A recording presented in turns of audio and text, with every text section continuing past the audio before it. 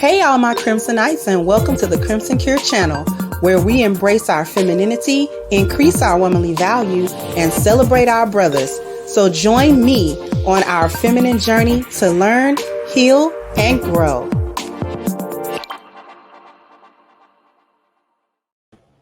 Hey there, my Crimsonites, and welcome to the Crimson Cure channel. I'm your hostess, femininity coach, and author of The Crimson Cure, and this is my perspective. We're actually just kind of going to jump right into this. These ladies are having a conversation, and this lady here exposes the hypocrisy and the fakeness of the so-called sisterhood. And I'm going to let her speak. Here we go. Black women were my biggest enemies. Oh, they hated me. They hated me. Oh, they hated me. I didn't meet a Black woman who was really for me until I was like in my late 30s. Yikes. Yeah, we're always trying to, well, you think you're better, or you're Uncle Tom, or you're this, or you're that. And reality is, you know what I'm talking about. Yeah. You're just trying to survive. The quote that Carl Sagan said is that an organism at war against itself is doomed or cannot survive. So if you are an organism, a biological creature, and you are consistently fighting yourself, you have no future. If we're killing each other and we're hurting each other and we are assassinating each other's characters, there's nothing you can do to survive. So create those partnerships. If you go out and you see someone who, and I've done this a few times, they're positive, they're doing a job that you know that they're too good for. Like I met this girl, she worked at Old Navy. She was just amazing, really on top of it. I said, do you want to intern for my company? Is there something I could do for you? Are you looking to get a job at Home Depot? Can I help you with that? And she got the job at Home Depot and was making like crazy money based on making $10 an hour at Old Navy, Oh. So if you see those gaps, I was in the corporate world, Black women were. And I know that she's not lying about any of it. If this woman held any of those Black women, and I'm assuming that she was probably in an authoritative, supervisional place above the women, the other Black women in the corporate world. She might have been HR, she might have been a supervisor, she might have been a manager, she might have been a boss of some sort, running an department, she might have been a project team lead, a project manager. We don't know, but in some capacity, she may have had people who were subordinate under her. And of the people, the Black women gave her the hardest time. Without knowing this woman's background, without knowing the type of job she had, without knowing all of that, we can accurately surmise that she was most likely in a position of holding them accountable. And the reason why they didn't like her is because she actually did that. She held them accountable to their jobs. She wouldn't sister girl with them. And she would not allow them to be chaotic on the job, coming in late, doing what they want to do, half doing the work, talking crazy, being unprofessional. And the list goes on and on and on about how so many Black women behave at work in an unprofessional manner, whether this is a corporate job, whether this is a labor job. When I say labor job, I mean the word escapes me, but like being a cashier or a customer service or something like that, right? Where they've got to interact, or being any type of job. I've seen Black women in so many different settings be unprofessional. And you would think that some of them who have these higher education, higher degrees, that have these corporate jobs and things of that nature, where it would behoove you to behave a certain way, you would think that they would, at least on the clock, they would behave a certain way, and they don't.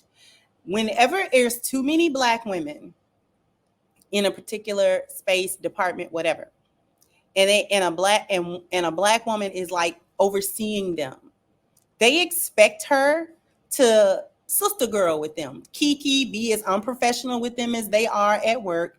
And if she demonstrates any inkling of holding them accountable, like to the same level of accountability that everybody else is held, then they cry foul. You think you're better? Who are you to tell me? And they get mad because if you don't participate in the foolishness, the chaos, and the negativity that they've got going on in a job, if you're too clean, if you're the type of person that actually does your job without all the foolishness, see, they're mad at you because they don't have dirt on you to go above your head with, right? So they can't say that, they were allowed to do something that is against policy and they didn't think it was a problem, because you not only did you allow them to do it, you were doing it with them. So they thought it was okay. So why should they be held accountable and you're not held accountable? See, this is why they want you to participate in foolishness with them. They're not being friendly. This is the fakeness and the hypocrisy of the sisterhood. They're not being friendly. They are putting on a friendly face to you, especially if you don't seem to be quite in the boneyard with them. They want to test it. So what they want to do is they want to see, are you like desperate for their validation or anything like that? Or do you have principles that you're actually going to stand on? So what they'll do is they will try to do the sister girl act with you. I've had it happen many, many times. They'll come play nice. They'll play nice.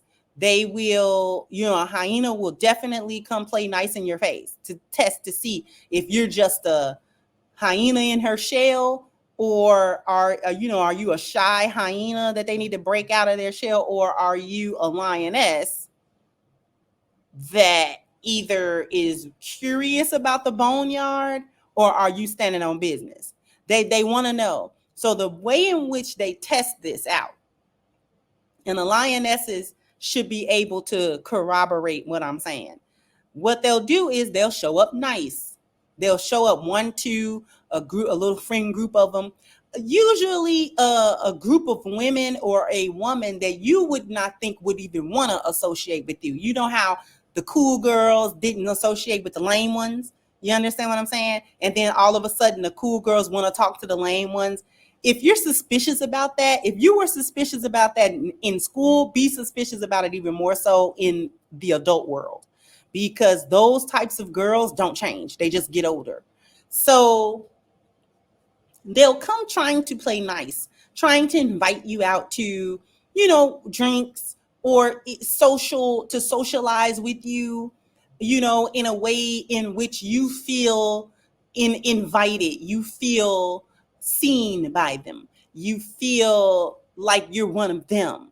They try to make you comfortable, and things of that nature. And they want to see how far they can take that.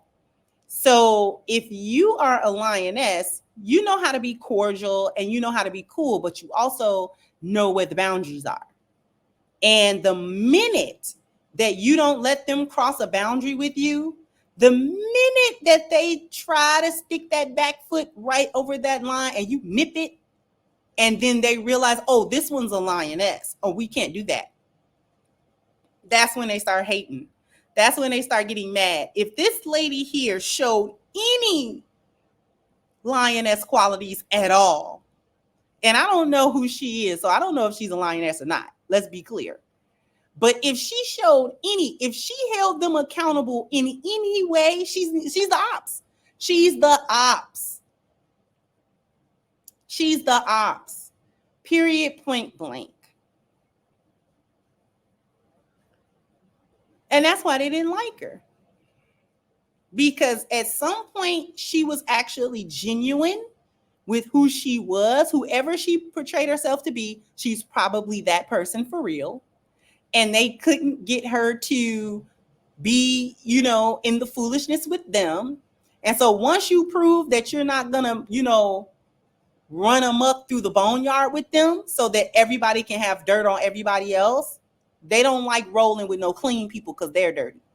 So if you don't wallow in the boneyard dirt with them, they don't like you. Okay? Because they can't pin you with nothing. And this is where all the accusations of you think you're better than us comes from. They're the ones with the inferiority complex. Let's be clear. They're the ones with the complex about who's better than them. A hyena always worried about who's better than them. Okay? Lionesses are better than you. Get used to it. And once they realize that you're who you are, oh, they do not like that at all. So the sisterhood is fake. This is why, I'm not bothered by that, especially at this big age, being grown. No. The last time I was bothered by that, I think I was in grade school. After about 8th grade or so, I realized I was just different from them girls, and I was never going to be accepted by them girls. And then I just made peace with it, and I just kept going. And now, as an adult, I understand why. I understand why now. Like, why was I so different? Why I couldn't mesh with them. Even if we was cool for a minute, it was always like a falling out. It was always something. So, like I said, the last time I cared about that, I was a kid. As an adult, no go. It's a no-go. I don't care nothing about that. I don't care nothing. I'm not seeking your approval or none of it. I don't care what you think. And I don't care what you do. I'm going to stand on business, and you do whatever you do in the boneyard. Just don't bring that foolishness too close over here, or else we're going to have a problem.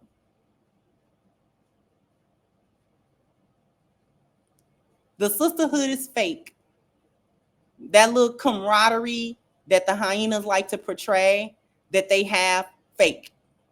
Because as soon as you step out of line in any little way, they all turn on you and mob on you and eat you alive. So they don't even like each other. No sense in trying to get validation out of them.